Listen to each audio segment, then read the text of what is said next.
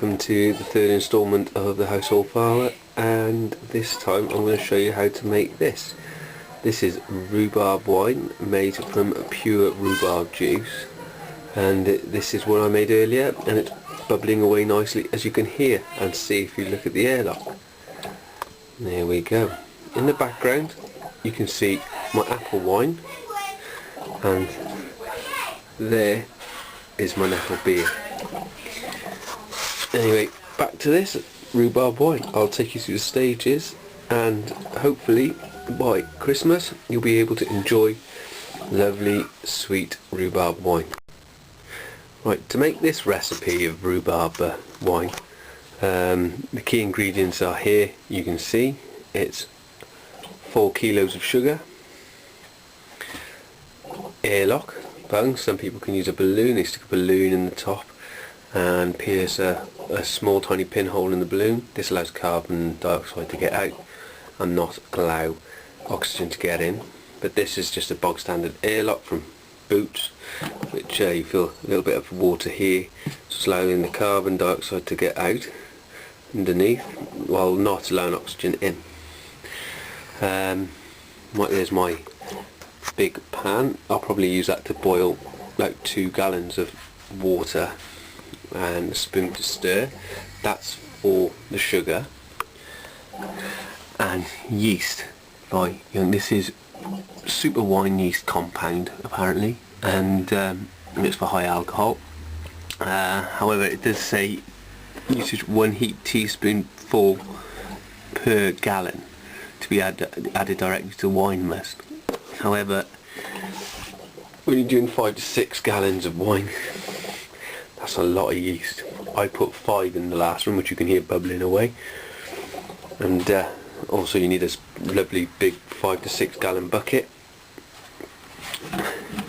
airtight, and rhubarb juice. Now here I have about 2.5 gallons, you can see there, 2.5 gallons of pure rhubarb juice. And the method I got for this, I was lucky somebody gave it to me, but basically the best way to extract rhubarb juice, in my opinion, and in quite a few people's opinion, is you chop your rhubarb stalks, freeze them, then defrost them, and then press until you get all the juice.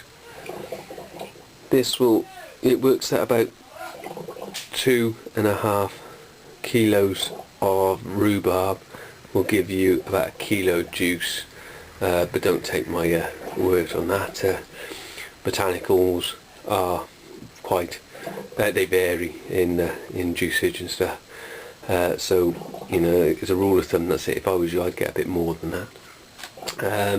The recipe I'm using is based upon a recipe I found on the internet.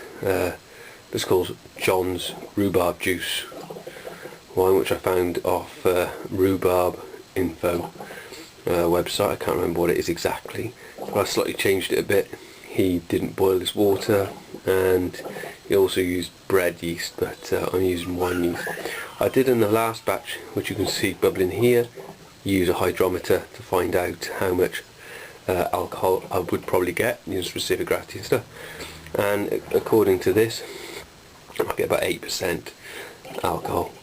So it's not what you call a strong wine, but hopefully it'll taste nice.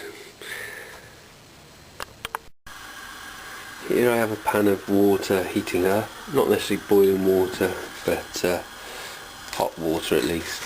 What I'm going to do is I'm going to start putting some sugar in, some of the 4 bags of sugar. The idea is I'm going to melt all 4 bags of sugar into this pan of, I'd say, roughly 2 gallons of water, hot water. So once it's melted, I'll add it to the juice and I'll top it up with possibly another litre of water to bring us about 5.5 litres in total, and this will then form the base solution for my wine before adding the yeast. So what I'm doing now is I'll pour some sugar in. I'll just start to stir the water, get a bit of a circular motion. It's a bit hard to stir and pour sugar at the same time with the camera in your hand, so now pouring in some of the sugar, half a bag to start with, and I'll stir it in until it's dissolved, and then I'll add a little bit more. So what I'll do now is, you don't want to see this for the next 20 minutes, me stirring a pan of water and adding sugar. Basically, like I said, I'm going to add 4 bags to this pan until it's all melted.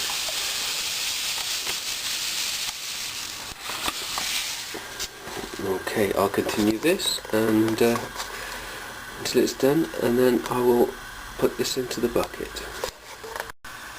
As you can see now, all the sugar is melted in the pan.